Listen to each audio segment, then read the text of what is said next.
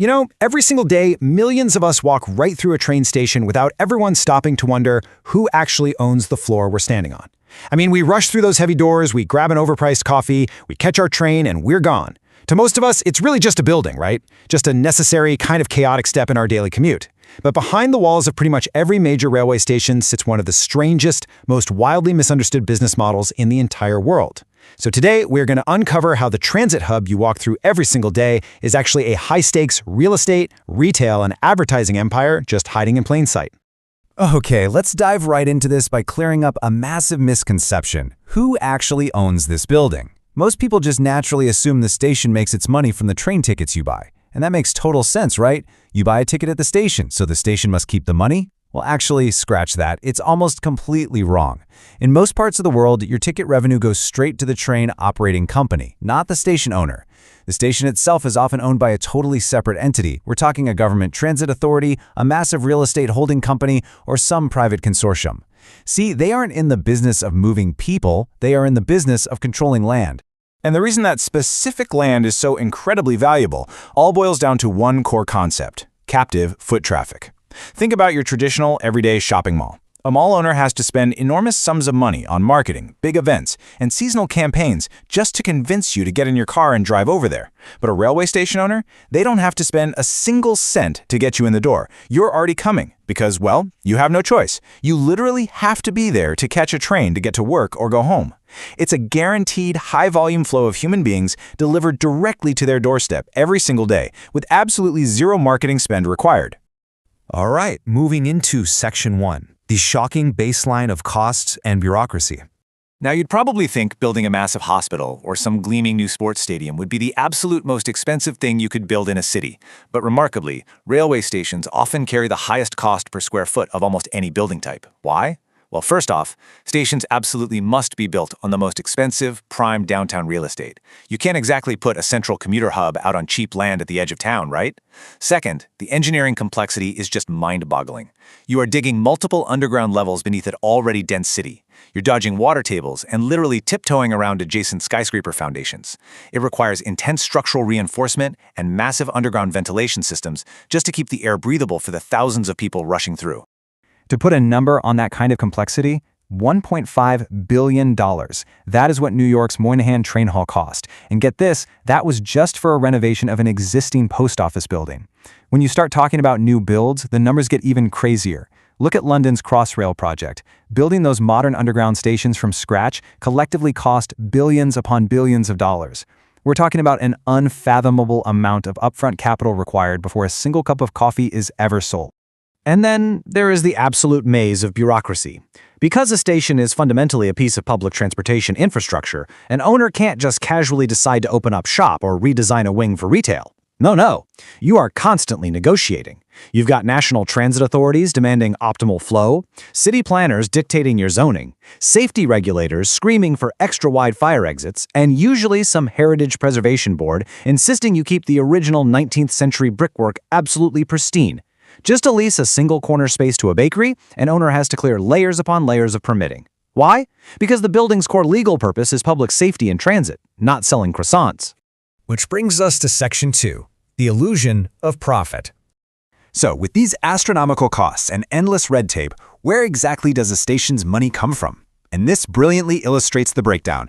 The single largest, most reliable stream for modern stations is retail and leasing. They're literally transforming dingy old platforms into high-end shopping and dining destinations. Then you have advertising space. Every digital screen, every billboard, and every wrapped pillar you walk past guarantees prime exposure to an enormous captive audience. Then there's parking and ground transport, which is a super predictable daily necessity for suburban commuters parking their cars for 10 hours a day. And finally, government subsidies. Because at the end of the day, these buildings are critical pieces of civic infrastructure that cities desperately need to keep running. But the real secret weapon driving those massive retail numbers is something known as captive dwell time. Think about it. You arrive a little early so you don't miss your train. You suddenly have 20 minutes to kill between connections. Now, unlike a mall shopper, you didn't choose to go there to shop, but because you're a bit bored, maybe feeling a little time anxiety, and you're just standing around waiting, your likelihood of making an impulse purchase on coffee, gourmet food, or some convenience item goes absolutely through the roof. This exact dynamic is why prime station retail space can actually command a higher per square foot rent than the high-end luxury shopping streets in that very same city. I mean, it sounds like an absolute gold mine, doesn't it? The retail and advertising numbers look incredible on paper. You've got a constant, rushing flow of customers and extremely high commercial rents. But there is a massive catch. Those impressive revenues sit on top of a relentless, inescapable cost trap. Let's look at what's constantly draining the bank account behind the scenes here, because these fixed costs are brutal. Take escalators and elevators, for example. In a transit hub, a broken elevator isn't just a minor inconvenience. It's a literal legal accessibility violation that requires immediate and incredibly expensive repair.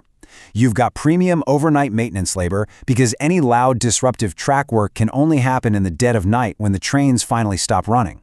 You are paying top dollar for specialized transit police and round-the-clock security. And your massive utility bills? They run 24/7. Anyone who has ever paid a heating bill in the dead of winter can only imagine the sheer cost of trying to heat a 5-story cavern where the doors are constantly opening. These costs do not go away no matter how much coffee is sold on the concourse. So let's jump to Section 3, the twist. Why busy stations actually lose money. It all boils down to what we call the high traffic paradox. Raw foot traffic does not automatically equal commercial revenue.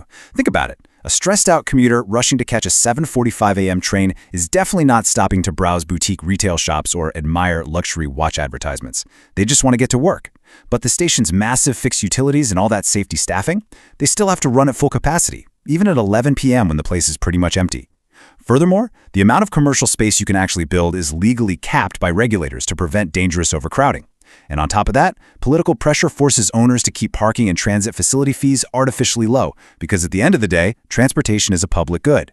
So you bear all the heavy operating costs of a massive building, but you face strict government limits on how you can actually charge for using it. All right, now for the fun part. Section 4, the grand reveal, the real estate empire. So, if the standalone station model is such a financial trap, how is anyone making serious money in this business? Well, the most successful transit operators in the world, particularly in places like Hong Kong and Japan, use a genius model called Rail Plus Property. In this model, they don't really function as transportation companies. They function as real estate developers who just happen to run trains on the side. They actually use the train station as a financial loss leader. The station doesn't need to make a massive profit on its own because its only real job is to dramatically boost the value of all the surrounding real estate that the holding company also happens to own. Now, what's really interesting about this contrast is how fundamentally different these two approaches are. A standalone hub might have decent retail, sure, but it inevitably struggles to break even against those massive fixed costs, and it constantly relies on government subsidies just to survive. But a Rail Plus Property hub with the exact same passenger volume, it operates in the totally different universe. Because the station owner also built the office towers, the attached shopping mall, and the luxury apartments connected directly to the concourse, the hub absolutely thrives. Corporate tenants and residents will gladly pay a massive, premium price for that incredible walk right out of your apartment and into your train convenience. The absolutely crucial point here is this. The station itself is the engine, not necessarily the profit center. It pumps the lifeblood, which is the people, into the surrounding commercial ecosystem. If you judge a modern station purely by its own standalone profit and loss statement, you are completely missing the big picture. The real immense wealth is being created and captured in the sky-high commercial and residential rents of the adjacent towers, entirely fueled by the station's relentless, guaranteed foot traffic. But it's not all smooth sailing. Let's look at Section 5, the hidden risks. Because, of course, building a multi-billion-dollar empire on top of critical infrastructure isn't exactly without its dangers. Owning a station carries severe and very unique risks. First off, you have a massive dependency on government funding cycles and political whims, which, as we know, can change with every single election. You're also highly sensitive to economic recessions. If unemployment rises, commuting drops, and your retail and advertising revenues crash. And because the entire business model relies on cramming hundreds of thousands of people into enclosed spaces, sudden public health or safety events can empty your building and devastate your balance sheet literally overnight. And finally, remember, these are aging, massive structures. An unexpected structural failure, like a collapsed roof or a flooded tunnel, can trigger sudden, enormous capital repair costs that wipe out years of profit in an instant. Which finally brings us to the ultimate question. When you weigh the astronomical building costs, the endless regulatory nightmares, the relentless fixed operating costs, and the sudden external risks, is owning a railway station actually worth it? Well, the answer completely depends on who you are and what your playbook is. As a standalone asset, relying purely on station retail and government subsidies? Barely. It's often a financially vulnerable public utility constantly begging the city for budget. But as the anchor for a rail plus property real estate empire? Absolutely. The difference between a struggling public utility and a multi-billion-dollar fortress lies entirely in whether you have the vision, and obviously the capital, to control the land around that incredible foot traffic.